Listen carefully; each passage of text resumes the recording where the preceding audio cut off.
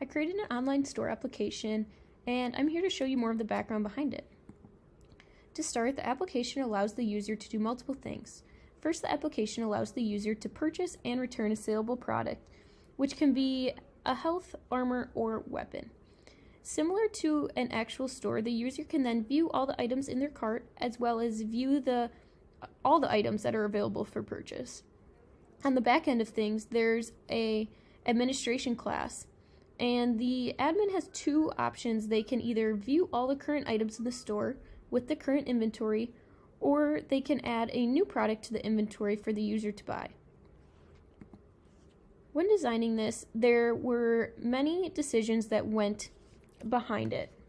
The first thing was the relationship between the classes. I spent a lot of time analyzing which classes were which relationship, whether it was inheritance or composition, and how they communicated over a network to connect two separate applications.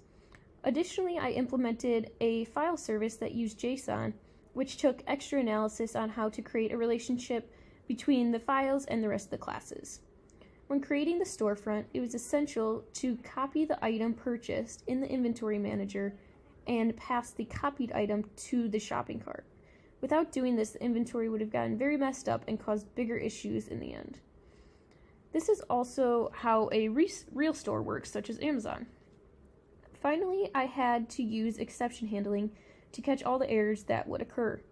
In my design decision, I decided to use try-catch blocks rather than throwing a bunch of exceptions to encapsulate what files and other information I was using.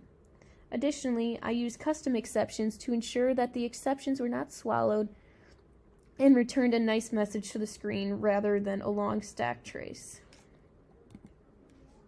A few challenges that I faced when I was designing this was in milestone 3, and that happened when passing the object that the user wanted to purchase from the storefront to the inventory manager and then to the shopping cart. It took me a bit to figure out how the relationship between the classes were and how to get the information from one class to the next to the next.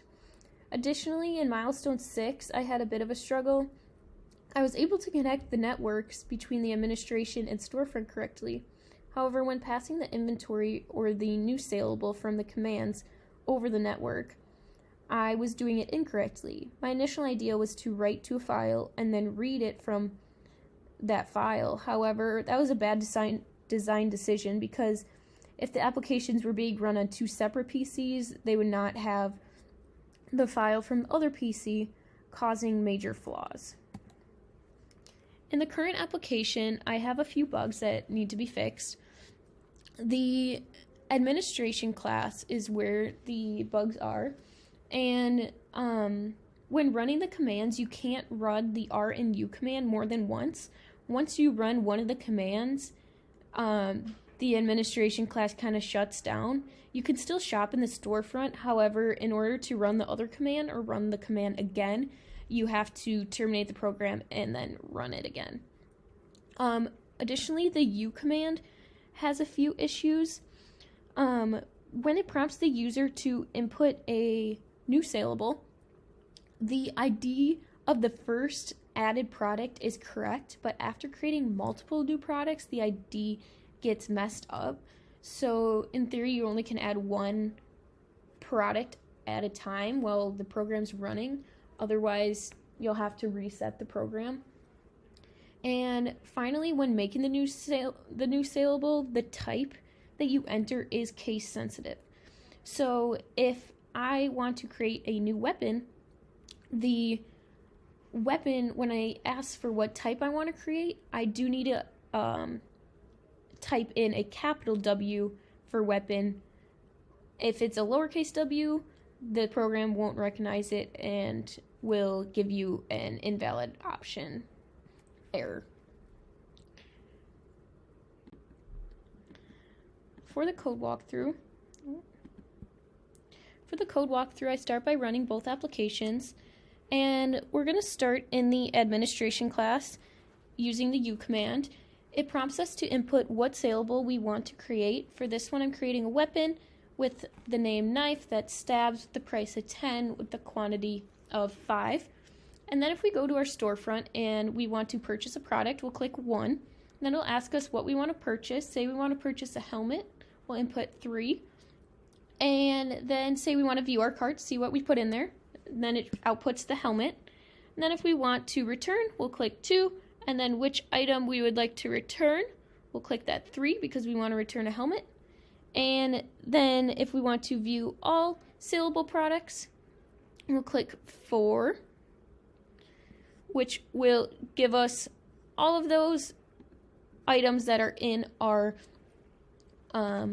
store, including that knife that we just added. And then if we want to show the R command, which would return the inventory to the administration class, we'll run both and then we'll input R. And then it'll display all the items in the inventory in a pretty nice fashion. Then if we go back to our PowerPoint, there's a few takeaways that I got.